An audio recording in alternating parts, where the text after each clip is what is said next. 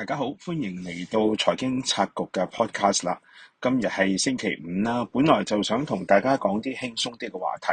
咁但係又事與願違喎，因為我哋見到星期五咧，新世界發展編號17咧，突然間又爆出一個震驚式嘅爆炸性新聞，講緊係中午嘅時候咧，彭博已經提出話新世界嘅行政總裁馬紹祥咧將會離任。咁呢個消息咧係觸發新世界喺下晝咧股價要緊急停牌，咁直到收市後咧就公司就發布聲明啦，就證實咗馬紹祥咧係因為個人理由處理自己個人事務啦，就會離任新世界發展嘅行政總裁，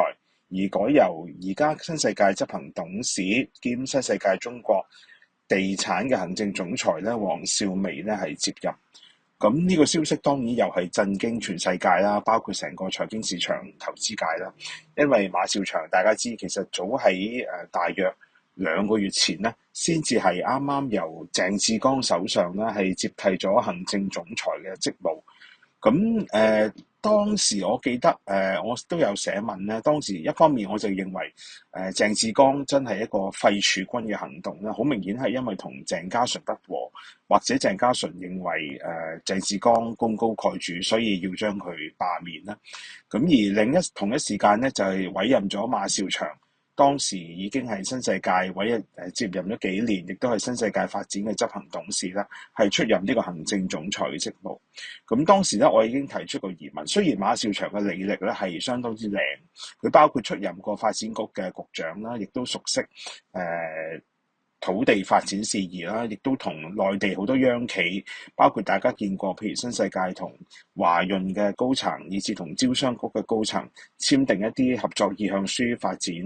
北部都會區，都係由馬紹祥牽頭。咁所以馬紹祥接任鄭志剛咧，我都覺得係唔係太差嘅人選嚟嘅，因為馬紹祥我自己都有機會喺在職K 報嘅時候咧，都有機會同佢見過幾面啊，食過一啲公司嘅晏晝。咁其實佢係相當熟悉新世界嘅業務，當時佢係新創建啦，因為新創建嘅業務亦都比較多範數，包括當時有新渡輪啦，有巴士啦，有會展啦，亦都有新買入嘅保險業務啦。咁馬紹祥係相當熟書，亦都係一個幾稱職嘅行政總裁人選。咁但係事隔2個月，就出現咗另一次咁大變動嘅一個人事改動咧，其實真係令市場好震驚。當然而家兩方面都唔知道到底係出於馬紹祥個人嘅意願啦，定係鄭家純對佢有啲不滿而作出咁大嘅改動咧。咁但係有啲蛛絲馬跡，大家可以留意。其實早喺2個禮拜前咧，當夏寶龍喺深圳咧係接見29個香港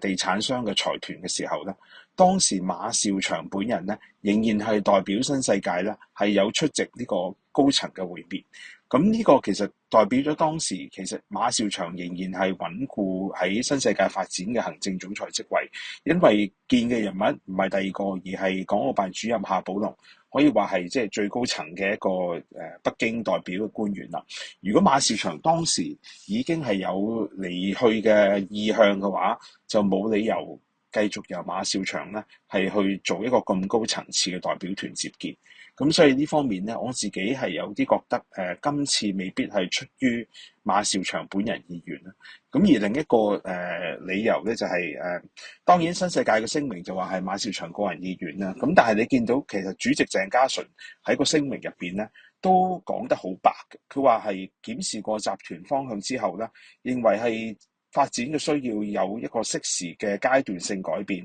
而行政總裁角色咧都要作出調整。咁呢個講法咧，其實好明顯就係出於鄭家純本人認為需要改換行政總裁嘅人選，以適應未來集團發展嘅一個發展方向。咁呢個我自己覺得咧，如果咁樣去猜測咧，其實係好大機會咧，係出於鄭家純本人咧，係決定要撤換馬紹祥。咁但係呢個舉動又令到投資界莫名其妙，因為馬紹祥正如頭先咁講，佢本身相當熟書，亦都喺新界發展北部都會區，理應咧可以有更大嘅角色。佢未必有鄭志剛咁叻，譬如即係繼續發展 K11嘅業務，發展一啲創造性嘅文藝事業。呢個唔係佢擅長。咁但係作為一個發展商，一個好熟悉土地發展，亦都喺新界土地農地方面好有經驗嘅一個管理人員，其實係好適合做新世界發展嘅行政總裁。咁但係呢個時候就被撤換，我自己認為係一個撤換啦。咁呢個其實係更加令人覺得新世界嗰個發展方向到底發生咗咩事呢？咁大家留意，其實早喺上個禮拜咧，鄭家純自己都喺出席股東會後咧，都提到話因為集團負債高，而家講緊新世界嘅負債比率係接近50%，有啲分析員講緊連埋佢嘅永續債咧，其實佢嘅負債比率可能高達80%。以佢手頭現金咧，其實未必足以應付嚟緊呢一年嗰個短債，講緊460億嘅債務嘅應付。咁所以新世界鄭家純自己本人講啦，嚟緊嘅短期內，包括公司嘅派息啦、回購啦，以至啲併購需要用動用到現金嘅活動咧，都會停止噶啦。咁直至負債有所改善為止。咁係唔會係喺個公司發展方向上鄭家純同馬紹祥出現咗一啲嘅分歧咧？咁呢個就只有當事人先知。咁但係值得留意就係馬紹祥咧嘅年薪咧，講緊佢2個月前接任咧，其實講緊個年薪係150萬，未計其他花紅。咁呢個已經比鄭志剛最初上任嘅時候少咗2成半。而家新任嘅行政總裁黃少薇咧，講緊個年薪咧係大概係100萬啦，每個月唔夠100萬。咁其實又比馬紹祥少咗50%。咁係咪為咗慳嗰幾十100萬幾百萬就要咁樣換咗行政總裁咧？我相信都唔係嘅。不過即係咪慳啲一蚊咧？咁呢個又可能符合新世界而家主席鄭家純嗰個作風。咁但係點都好啦，即係2個月前我寫文咧已經提出咗馬紹祥會唔會係一個過渡人物咧？如果佢最終又被撤換，其實只係會換嚟新世界另一次嘅股價嘅震盪。咁當然喺今日停牌前，大家見到新世界股價亦都再次受壓。大家睇翻，其實新世界股價咧已經逼近翻今年早前嘅低位，已經係接近歷史新低。同早前因為憧憬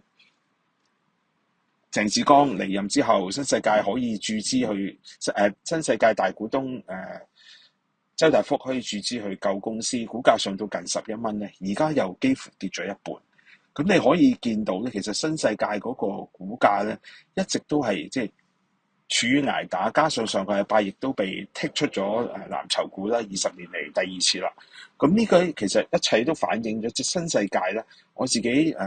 一直都好覺得佢一個所謂管理層折讓。呢個管理層折讓其實主要就係嚟自大股東鄭家純本人。我覺得佢嗰個管理作風咧係好大問題，亦都唔符合而家新嘅行政總裁或者係大股東應該有嘅一個角色，反而係即係好傾向係一個家族利益、個人利益，佢並唔係將股東利益咧放喺首位。咁所以咧先至出現咗即係呢一系列嘅問題。我亦都唔排除以頭先講到鄭家純嘅一啲講法，包括係新世界好需要現金咧，其實係有一啲集資，甚至係好似鄭家純之前本人亦都做過一啲供股嘅動作，呢啲其實係有好大風險。咁所以我好唔同意，即係早前其實都有啲財經嘅 KOL 講過話，新世界可能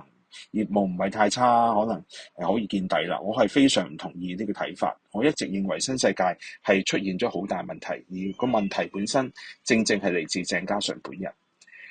好啦，咁今集時間短短分享去到呢度啦。咁如果大家中意我嘅分享，希望大家可以點讚啦、分享啦，亦都有邊啲題目，我見到有啲朋友已經提出咗一啲題目，我都會好仔細去諗有冇辦法可以同大家分享到一啲唔同嘅財經題目嘅。咁希望大家中意，亦都可以多啲訂閱呢個頻道，等更加多嘅朋友咧係留意到啦。咁我哋下次再會，拜拜。